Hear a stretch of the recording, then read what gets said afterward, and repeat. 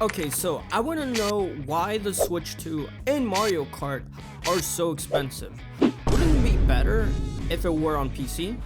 Well, that's what I try to do. So instead of buying one, I made my own. But let's transition to myself first. When I tell you no, you throw a tantrum. You're never satisfied with what you have. Every day's an off day if you don't get your way.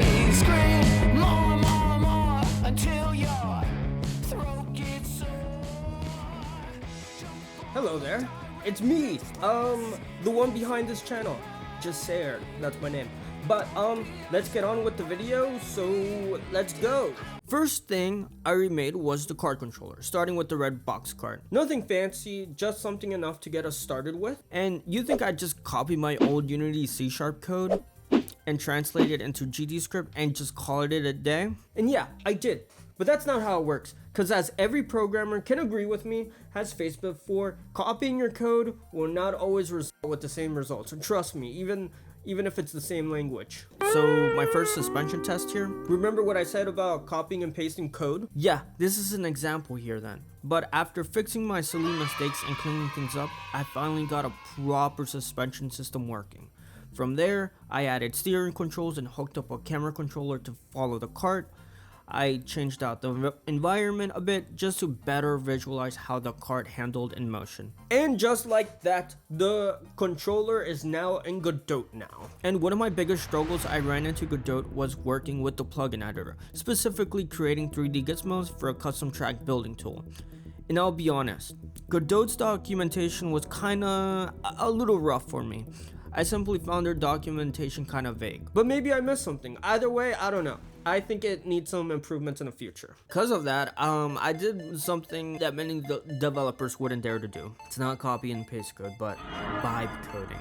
Yes, I use ChatGPT, but to help me generate 3D Gizmo plugins, but only pull the code I needed. So my intentions here were just to speedrun my search for what I needed instead of just Googling it. Once I got what I needed, I added my track mesh building system. And here's a quick look of a drive test on one of the tracks I generated. And yes, there's no lighting yet. It's kind of rough visually, but honestly, it looks, I think when it takes shape, it'll look great. And if you want a deeper breakdown of how the track builder or the card controller works, I don't know if over here or here or in the description below, there'll be videos on them below. Alright, next up was creating the course, but this time I wanted to step things up. I wanted to make something that actually looked and felt like a real track. So I looked into how pro developers do it, and I came across this video breakdown of how the developers behind Mario Kart design their courses. And this influenced my approach, but it also made me realize days I've spent programming the track builder, I wasn't going to need it anymore.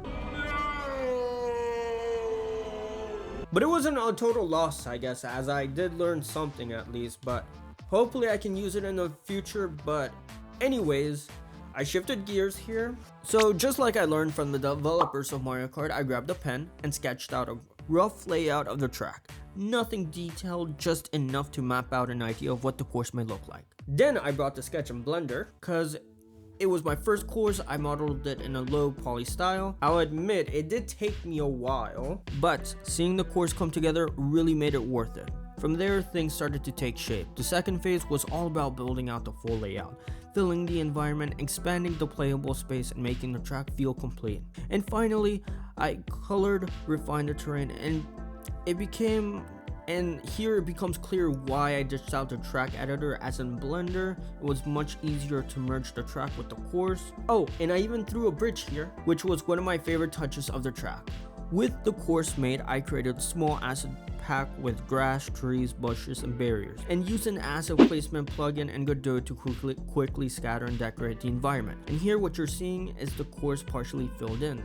And surprisingly, it only took a couple hours to fully decorate everything. And here's a full drive through this finished course. And if this is the kind of racing game you would like to play, smash that like button, cause it really helps me, cause hey, I'd play this game too. Okay, this red box card in the course here, yeah, it's just not cutting anymore. It just doesn't fit here anymore.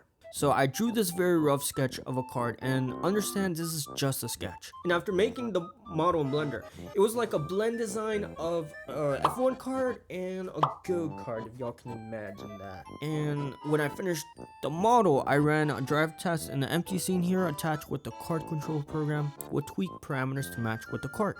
With the completed environment, I'd laid these trigger box objects or checkpoints around the course track in sequential order. These checkpoints will be for calculating rank positions for the racers and prevent racers cutting off courses, and programmed a small test that prints each checkpoint that's been triggered. So to program the card agents, I utilized the card checkpoints, which is just a simple comparison of the angle of the card's forward vector and the trigger normal vector that determines how much the card needs to steer to drive itself. At first, it does pretty well. Too well. I thought this was too easy. Yeah, there was a flaw here where it just cannot stay in the center track, and over time it just eventually fails to stay in course and just drives off the track. Now I came up with the solution. Now listen to me, it may sound questionable, but it works. I calculated the dot product of the trigger normal x-axis from the position card, which gives you the distance of the card of the center of the track. With this, I can control the card's ability to keep it from the center of the card. And here comes the fun part. I added another card, and this will be controlled by the agent. Meanwhile, I'll be trying to push it away from its calculated path. And it mostly did well. So this time, I added 2 more cards to really test if it can handle chaos. And it was kind of cool to see all these driverless players drive around. But with 4 cards on a course with 1 player, that being me, an aggressive player, proved that these agents were not good enough to drive themselves yet. At this point, I realized I can just use the same path following algorithm that I used before in a previous video. You know, this one, if y'all want to check it out as well. Yeah, so naturally I copied it straight over and hit play, and chaos immediately happened.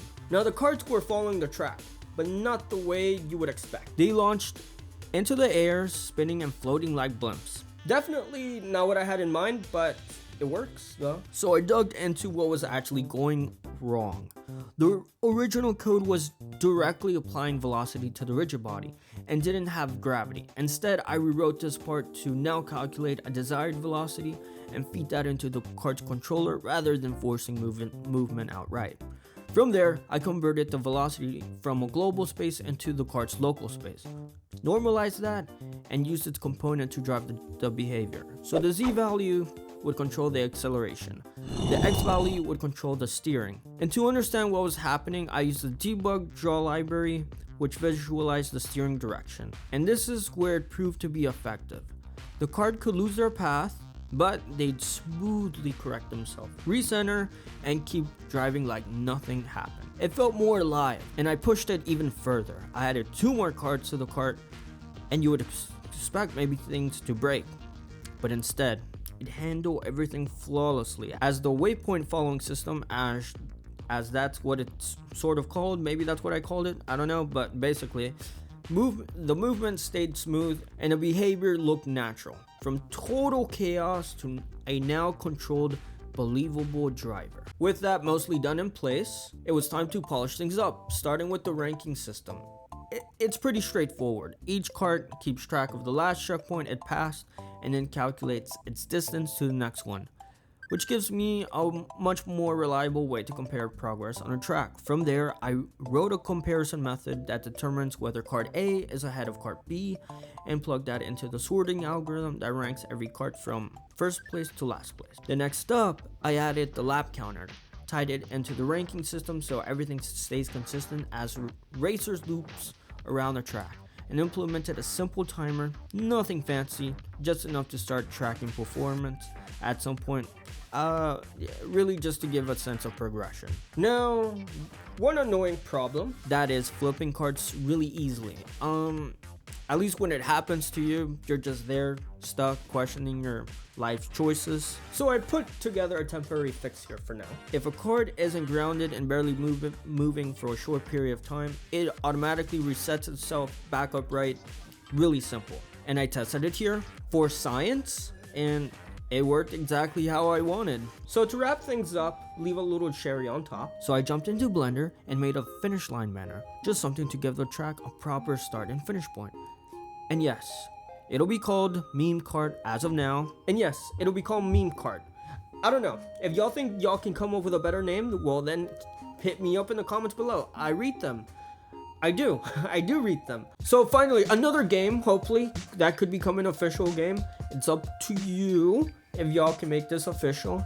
But hey, there's more plans I have to make. More polishing, more material. Because hey, I'll be honest, there wasn't much for this game.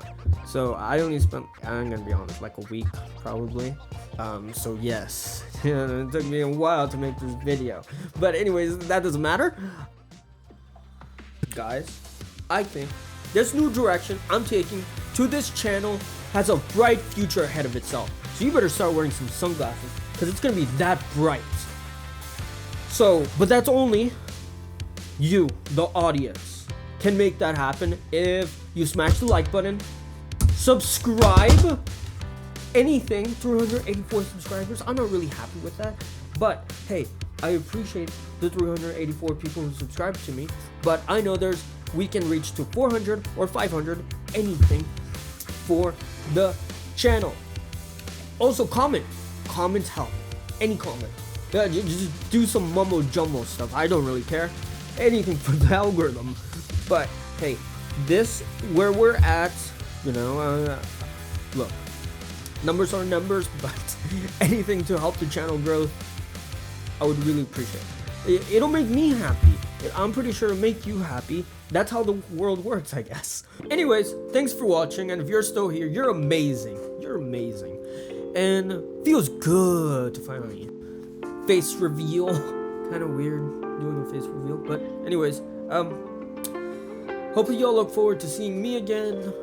Maybe more videos, more games, and yeah, bye.